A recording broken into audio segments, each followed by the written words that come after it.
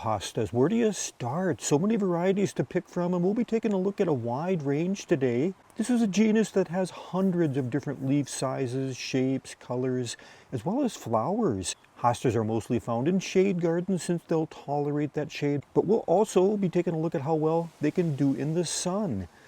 Let's go ahead and get started with our first variety.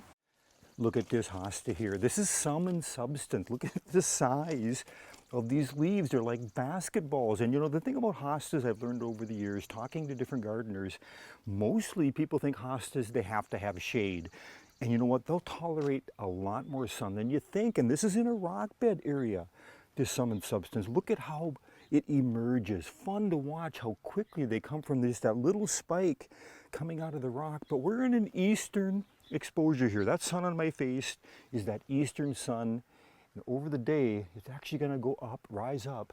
The pitch of the sun is high enough. This gets a lot of afternoon sun here, and that's why this little lamb hydrangea next to us here does so well. This gets a lot of sun in this area. So the thing about hostas, I think they tolerate shade, but you do have to get the moisture to them if you're going to grow them in a sunnier area.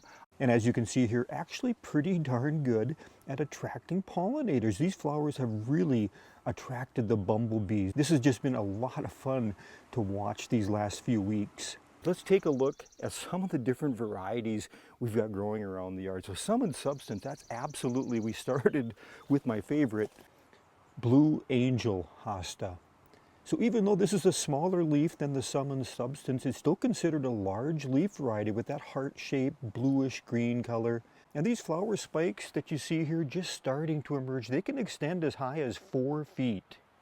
They have a couple of them, but our dog Bandit decided that was an area that he wanted to mark. That was his territory. So we've got one, we still love it.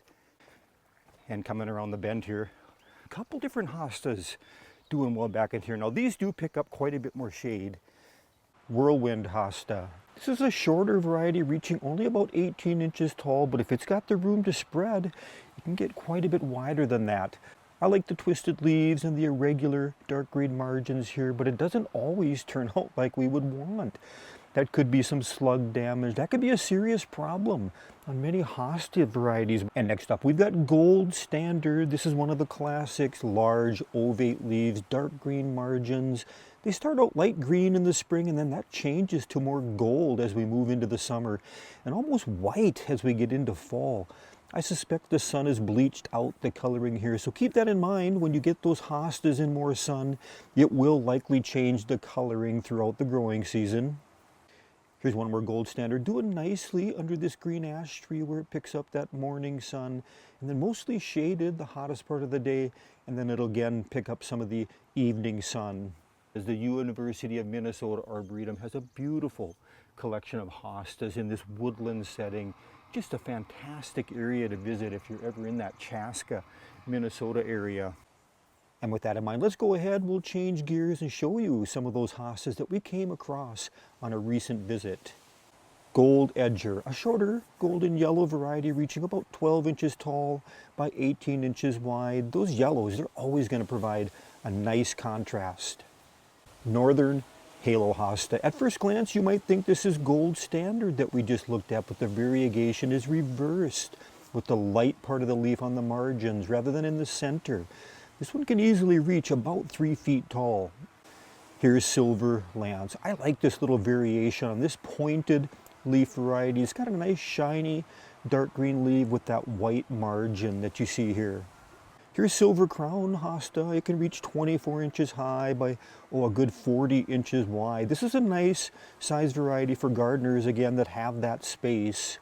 I really like this next one, Francis William. Giant bluish green leaves with those yellow margins, and those margins will become wider and more irregular as the plant matures. Francis Williams gets white flowers that have already finished up here, but not on this next one, August Lily. You can see where it gets its common name. Those white flowers look like the Easter lilies that we purchased during the Easter season each spring. And as we turn the corner here and give you a wider look at this beautiful hosta garden, here again, look at that yellow contrast. Boy, if that doesn't draw your attention, nothing will. Now this isn't a hosta, but rather big leaf goldenrod, or leopard plant it's also called. This is going to do well in full sun, but it does prefer shade or that filtered sun during the hottest part of the day.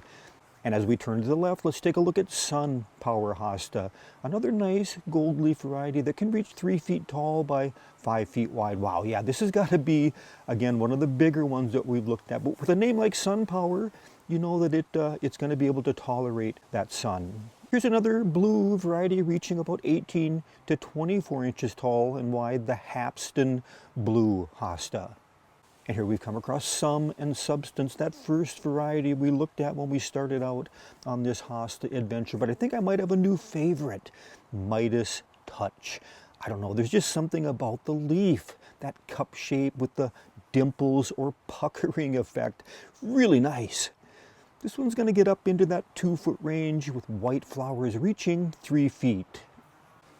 And a perfect name for this next one, Guacamole. Boy, that color is spot on for the name. Just a really, really rich, well, guacamole green. This is a pretty big one too that can get a couple feet tall by 4 feet wide. And let's contrast that with Tiny Tears, a smaller variety staying around 6 to 12 inches in size. I only have one of the miniature hostas. We'll look at that in just a little bit, but there's a whole other category of hostas available for gardens, the miniature hostas. Here we've got Praying Hands hostas, another very unique name. Narrow, tightly folded foliage that resembles hands folded in prayer. Here's another public garden we visited recently, the International Peace Gardens. I'm hoping to get a video put together on that visit where we'll highlight some of the interesting plants in their various gardens. Their hostas were not labeled in this area, but it was still enjoyable to walk through, admire the various leaf shapes and colors. Here we're coming up on a beautiful blue hosta water slide. I like these elongated, cupped, kind of wavy or ruffled leaves.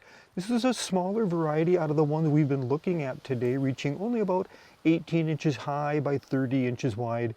And here's that little miniature hosta that I mentioned earlier, Blue Mouse Ears.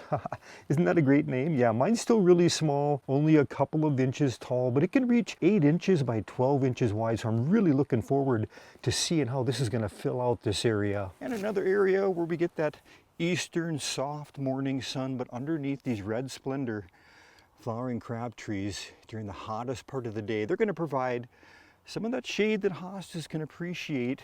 There's two different variegated varieties here, the Patriot on the left and the Loyalist hosta on the right.